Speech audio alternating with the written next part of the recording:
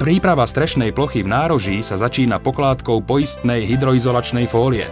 V súčasnej dobe sa používajú vysokodifúzne fólie, ktoré v oblasti nárožia preložíme cez nárožnú krokvu s dostatočným prekrytím a prichytíme sponkami.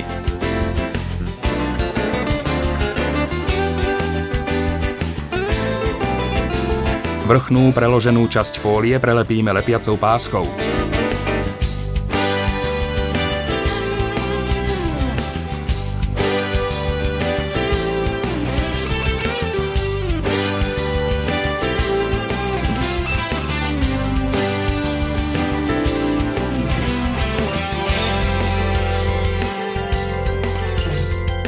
Osadíme kontralaty, ktoré sú vedené súbežne s nárožnou krokvou a pokračujeme latovaním strešnej plochy.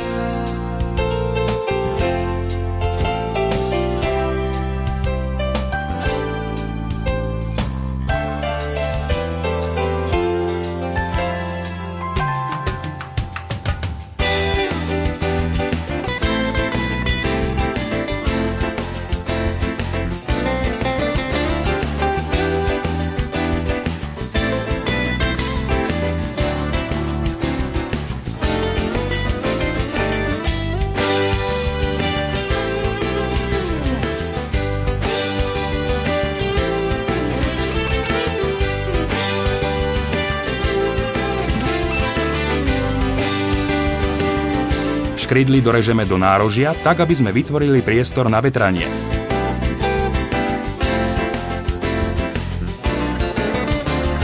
Všetky škrydly v nároží musia byť prichytené. Väčšie môžeme priskrutkovať a menšie prírezy prichytíme špeciálnou príchytkou na malé zlomky, ale používa sa aj klasické prevrtanie škrydiel a pridrôtovanie.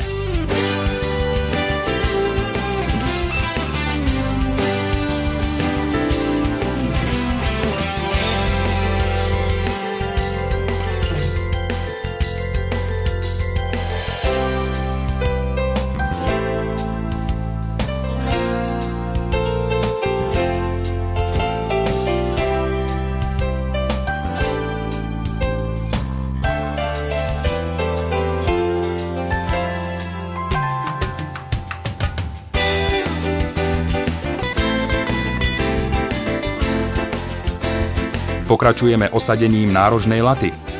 Pre jednoduchosť nastavenia použijeme držiaky laty, ktoré osádzame približne vo vzdialenosti 60 až 70 cm od seba. Výšku držiakov nastavíme tak, aby sa hrebenáče nedotýkali škrydiel a išli v jednej línii. Tak dosiahneme vetrací priestor v nároží. Ak máme dobre nastavenú výšku držiakov, osadíme nárožnú latu, ktorú prichytíme z boku skrutkami ku všetkým držiakom. Pri všetkých typoch škrydly sa používa vetrací pás, ktorý zabraňuje vniknutiu vody do konštrukcie a zároveň umožňuje vetranie. Vetrací pás sa vycentruje a následne pripevní klincami alebo príchytkami na nárožnú latu. Zvyšné časti sa na koncoch odstrihnú. Záhyby je potrebné vyformovať na podklad a pritlačiť.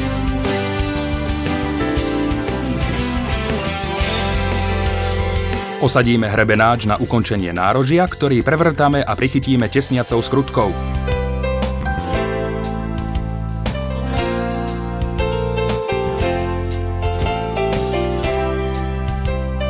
Následne sa osadia hrebenáče, ktoré prichytávame špeciálnymi príchytkami o nárožnú latu.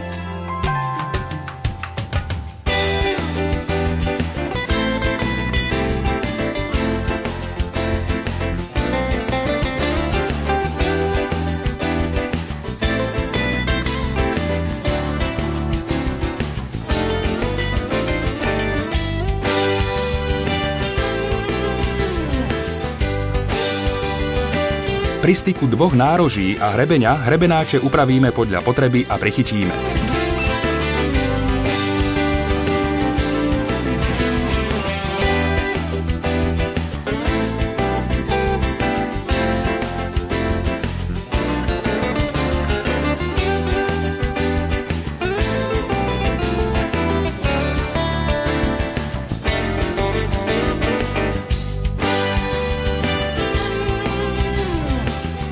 Dorezané časti hrebenáčov môžeme utesniť kovovým tesniacím pásom.